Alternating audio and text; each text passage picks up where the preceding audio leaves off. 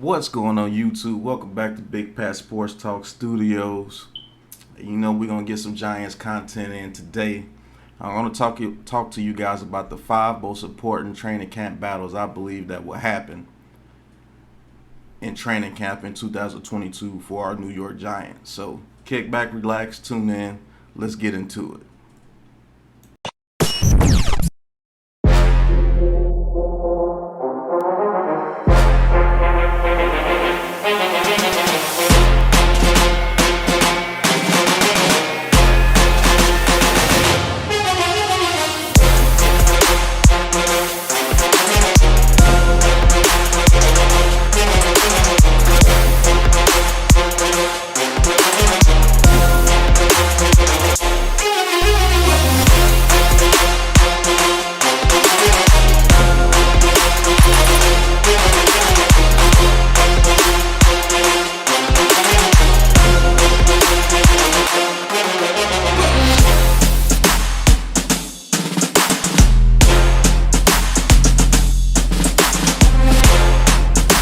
Welcome to Big Pat Sports Talk.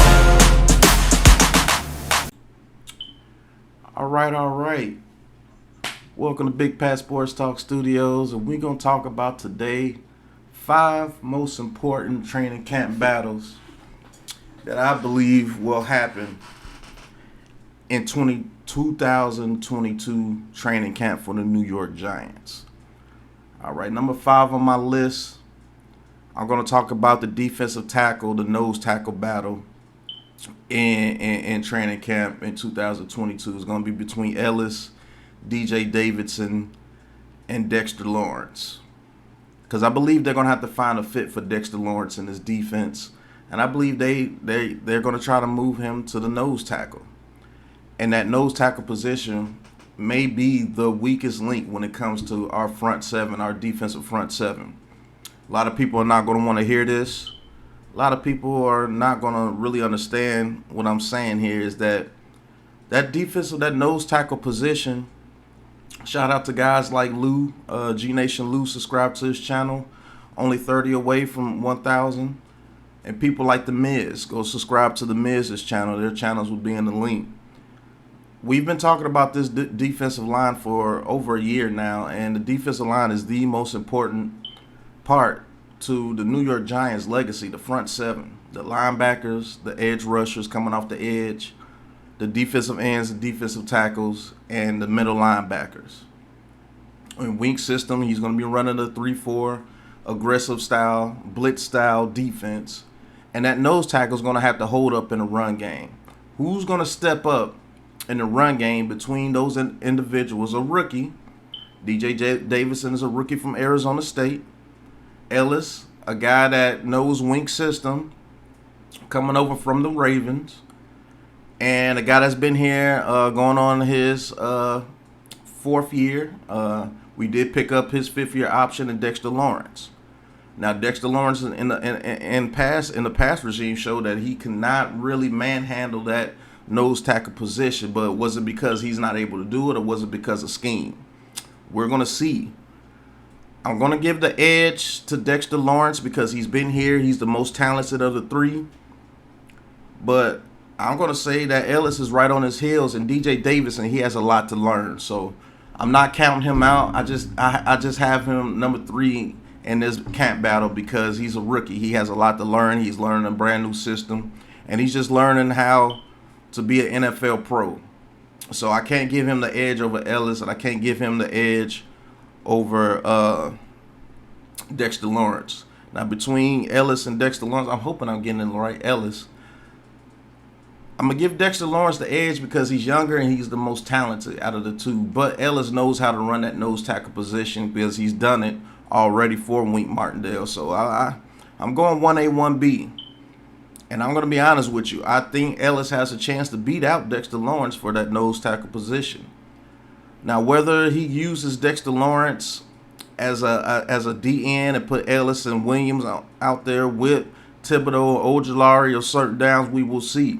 But if it came down that the only playing time either one of these guys are going to get is at nose tackle, Ellis has a very good chance to beat out Dexter Lawrence.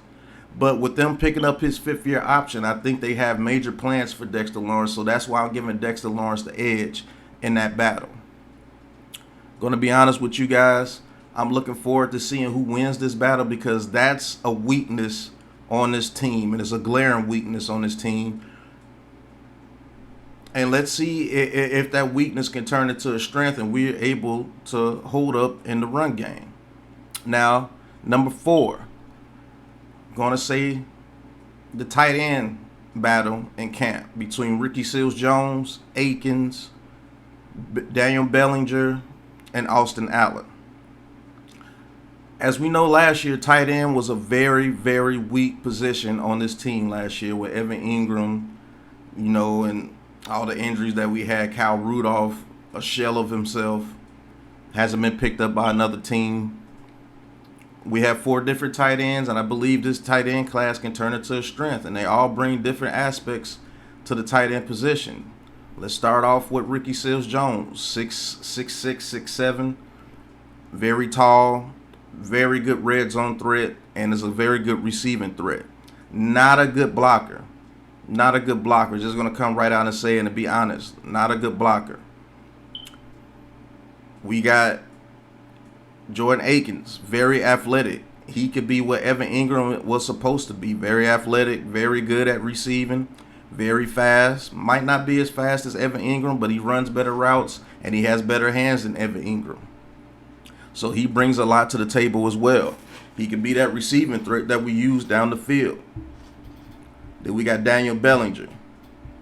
He was known as a blocker coming out of college because San Diego State rarely used him in the passing game. But he's shown that he can be a good receiving tight end, and he's shown that he can be a good receiving tight end because he gave an invitation to tight end U with George Kittle and I always forget my boy's name over there in Kansas City. I'm sorry, guys. I always forget his doggone name. But the top 2 tight ends in the game. And he was given an invitation to come to tight end U, and that's major. So not only has he shown that he could be a good receiving tight end, the best receiving tight ends in the game seen it, and they're offering him to come out there and learn, which he did. And with his blocking ability, he learns to be a very good receiver. I don't see why he can't win the number 1 tight end position. And then you got the dark horse, the undrafted free agent out of Nebraska, Austin Allen, 6'8", extremely athletic, willing blocker, extremely great in the red zone, and just knows how to find that open spot in the defense. Yes, he's an undrafted free agent, but I believe he will get a shot to make this roster. And let's say this team holds 2 tight ends or 3 tight ends. Out of those 3 tight ends, who do you think will make it? My prediction is that Daniel Bellinger, it's his job to lose as a tight end 1. I think Ricky Seals-Jones, they're going to hold him over because he's a veteran and he's been doing that. And we've seen him play against us twice a year with the Washington Commanders. I think it's going to be a fight between Austin Allen and Jordan Akins. So that's the major camp battle that's going to happen between Jordan Akins and Austin Allen. Who's going to win that 3rd tight end roster spot when it becomes between those 2? Because I think Ricky Seals-Jones and Daniel Bellinger, barring injury, are number 1 and 2. But that number 3 tight end position between Austin Allen and Jordan Akins, are you going to go for the supremely athletic tight end that you can line up in the H-back position? He could get out there and make some catches and get some yards for you? Or are you going to go with that big 6'8" monster who can be the ultimate red zone threat for you and has some receiving ability himself? Are you going to go with the veteran, or are you going to go with the undrafted free agent? Right now, I'm going to give the edge to the veteran and Jordan Akins. But Austin Allen is going to come on strong. If you want to see what Austin Allen can do, I put a film review out there on Austin Allen, man. He's very intriguing. He can definitely do some things on that field for us. So we will see. We will see. That's the number 4. The number 3 is going to be that middle linebacker position. It's going to be that middle linebacker position opposite of our boy, our middle linebacker. Sorry, I am very forgetful with names. I do apologize, but we all know who our middle linebacker is. He got hurt last year. Blake Martinez. There we go. Thank you. Come on, memory. But Blake Martinez, who's going to play opposite of Blake Martinez? Is it going to be Micah McFadden? Is it going to be Tay Crowder? Is it going to be Darren Beavers? Out of those three guys, you got two rookies and you got a third-year man, Tay Crowder, Mr. Irrelevant. Now, Tay Crowder did perform pretty good when Blake Martinez was on the field, but he has a hesitancy in his game where he hesitates to hit the gap like he's supposed to. And that has to get a whole lot better. He I don't want to say he was exposed last year, but you can say that he was exposed last year. When it came to being the starting middle linebacker, he showed last year that he's not that caliber of being the number one guy. But his rookie year, he was showing great promise when he was opposite of Blake Martinez. And now that Blake Martinez is coming back healthy, can he turn back into that guy that was showing very good promise? We will see. Then you got Micah McFadden. Now, Micah McFadden is very good in the open field when it comes to making good tackles. He's not scared to put his nose in the run game. And he's a sideline-to-sideline type linebacker.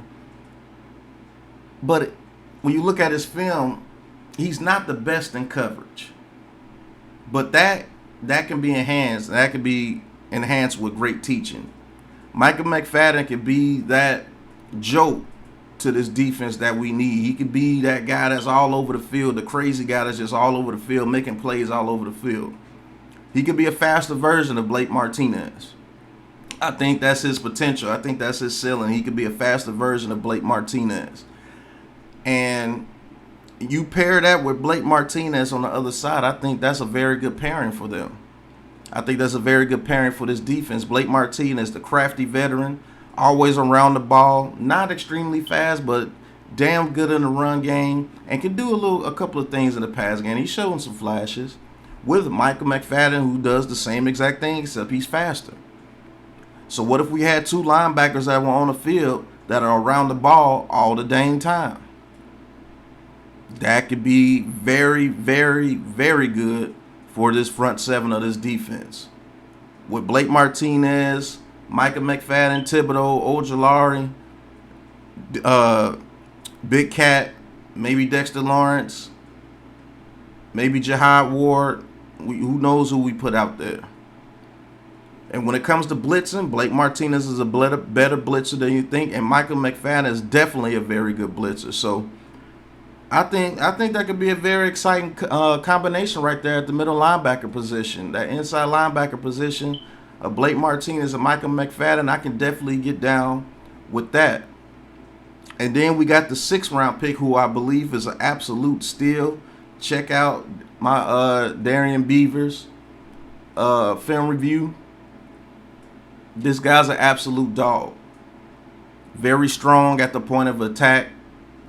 He also brings edge rush capabilities from the middle linebacker position. He's an absolute force against the run, and he's way better in zone coverage than people give him credit for.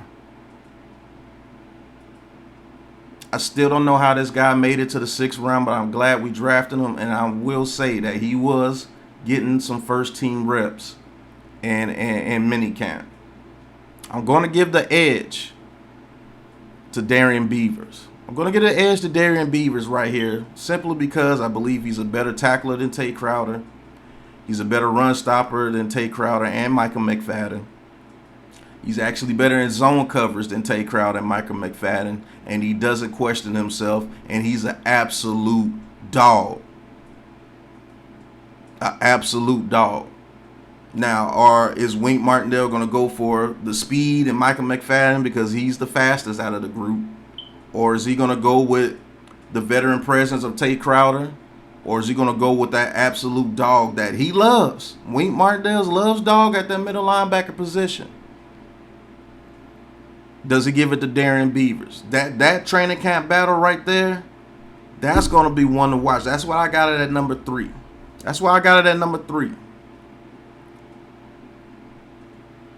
That training camp battle is going to be very, very interesting. Now, number 2, backup edge rusher after Ojulari and Kayvon Thibodeau. The fight between these dogs that we have behind Ojulari and Thibodeau: Ellerson Smith, Quincy Roche, Tamon Fox, Ryan Anderson, and I have to say O'Shane Ximines. Those 5 guys are going to be fighting for playing time behind Ojulari and Kayvon Thibodeau. I think we're going to hold about 5 edge rushers this year. So, Tamon Fox, Ellerson Smith, Roche, Ryan Anderson, and O'Shane Ximines. That battle right there is going to be exciting to see, because if we have 3 good guys after our top 2 guys that can rotate in between those guys, we're going to have one hell of a pass rush this year, fellas. Big Blue Crew. We're going to have one hell of a pass rush. And it's going to be very, very, very exciting to see. I'm just going to be honest with you. I want to be able to see that we got that rotation of a guys like we used to have back in the day, like a Justin Tuck, O.C.M. Ewert, Michael Strahan, Jason Pierre-Paul when Strahan left, Matthias Kiwanuka, Barry Cofield. Man, we just had so many people that we can rotate within that front 7, and that's what made us dominant. So I want to see what these kids do. The undrafted free agents in Tamon Fox, the undrafted free agents in Ryan Anderson, second-year man Ellerson Smith, second-year man Quincy Roche. Those guys are going to battle. Those guys are going to battle in training camp this year. That's why I have number 2. Because iron sharpens iron. If all those guys play well enough to where they are worthy enough to be the backups behind Thibodeau Ojulari, that just makes this team that much better. Competition is always very good for your team. Is it always fair to the guys that are competing? Sometimes no. I'm not going to say it's always fair. Sometimes no. Sometimes politics plays into it. Sometimes this guy just has a skill set that the defensive coordinator likes. You may be the better player, but you're just not the best player for his scheme, and you may have to move on to greater pastures. Hopefully that doesn't happen to someone like a Ellerson Smith or a Quincy Roche. But you got people like Tamon Fox, who has an endorsement from the greatest giant of all time, Lawrence Taylor. Says he loves the kid, loves the guy's tenacity. I did a film review on him, and he's not lying. Tamon Fox comes out and he's impressed me. He beat the number 1 tackle drafted in this past year's draft. And Iquanu beat him twice. 1-on-1, beat him twice. And this guy went undrafted, while the guy that he beat twice, like a drum, went number 6. So you don't think that guy has a major chip on his shoulder? You don't think that guy's looking at Ellerson Smith and Roche as competition? You don't think Ryan Anderson, who's impressed in minicamp, and people have been talking about him, that he wants some clock? Because we got Jahai Ward on the team as well. And he's going to make the team because he's already shown that he can be a leader. So if we keep 5 to 6 outside linebacker edge rusher combination, maybe they move Jahai Ward down to DN. And that opens up a spot at the outside linebacker position behind Thibodeau or Ojulari. I think the odd man out is going to be O'Shane Ximines, but maybe he gets a fire lit under his butt, and maybe he has a very good training camp. So this edge rusher position behind Kayvon Thibodeau and Ojulari is going to be exciting to see in training camp, and I can't wait to see it. That's why I have it number 2.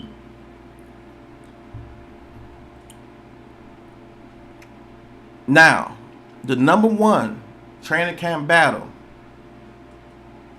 that is going to be the most exciting to see, and maybe the most important. No, it's not the quarterback. No, it's not DB. It's going to be that offensive guard position opposite of Andrew Thomas, the left guard position. We have our right tackle. We have our left tackle. Right tackle, left tackle, Neal and Thomas. Right guard, Glowinski. I believe the center is going to be Feliciano.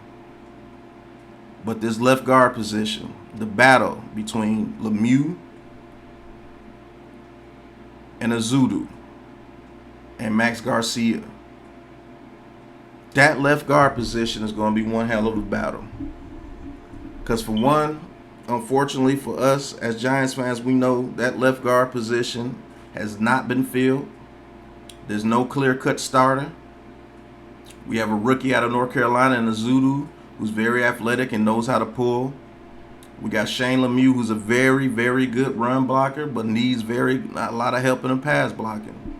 And then we have the veteran and Max Garcia. Those three guys are going to be fighting what I think is one of the most important positions on the offensive line besides the left tackle, is the left guard, because he's protected that blind side, and also he's protecting the quarterback from getting pressure, immediate pressure in his face, which Daniel Jones has been seeing his whole career. And it's time for that to stop. It's time for that any Giants quarterback, I don't give a damn who it is. It could be Tyrod Taylor, it could be Daniel Jones, it could be whoever is the quarterback. We need to stop getting pressure in their face immediately. And that left guard position is up for grabs between three people, in my eyes. I'm not sitting here talking like I'm in training camp, but this is what I'm seeing through training camp. This is what I'm seeing. I believe Azudu has the upper hand. I believe he's the most athletic. I actually think he's the most polished pass blocker out of those three. And I think it's his job to lose, in all honesty. But I don't know what OG Bobby Johnson thinks of Azudu. Is Azudu that dirtbag that he wants on the offensive line? I don't know. I don't know if he thinks Azudu is that dirtbag that he likes. I know Shane Lemieux has dirtbag tendencies when it comes to the run game, and he loves Shane Lemieux. He wanted to coach him out of Oregon, and now he's getting his chance. Is Garcia skilled enough to be the left guard for this team? Can we trust Garcia to be the left guard for this team? Those are questions that have to be asked. Is Azudu enough of a dog for OG Bobby Johnson? Can Shane Lemieux tune up his pass protection to where he could be that dirtbag that can run, block, and pass block for OG Bobby Johnson on the offensive line and take anchor to that left guard position? This is why this is number one on my list, because there's so many questions about this left guard position that need to be answered and have to be answered fast. Have to be answered fast. Because that left guard position, I believe, I don't want to say the weakest, but it is the position that we have the most questions and they have to be answered. I believe Feliciano is the center. Glowinski is the right guard. Neal is the right tackle. Thomas is the left tackle. That left guard position is definitely going to have to give us some answers, and very soon. And in my honest opinion, I think Azudu has the upper hand in that left guard position, because we're going to run more of a zone scheme, which helps out Saquon Barkley, and he pulls very well. So we run those stretch plays, or we run those counter plays where the left guard has to pull. Azudu is your man. Shane Lemieux, I don't believe, is a great puller. I think he's a better road grader than Azudu. So are we going to be an I-form big team, or are we going to be a stretch run team, or are we going to be an outside zone run team? That's the question that's the question that has to be answered, and the only people that can answer that is Brian Daboll and Mike Kafka. So if we're going to be a more straightforward run, in-your-face running team, I think Shane Lemieux has the edge there. If we're going to be a more of an outside zone, let's get these playmakers to the outside and see what they can make something happen. I think Azudu is your guy. But we will see. I'm leaning more towards the outside zone run scheme. I think they're going to go to, and Azudu is that guy. And I don't think it's close. But we will see.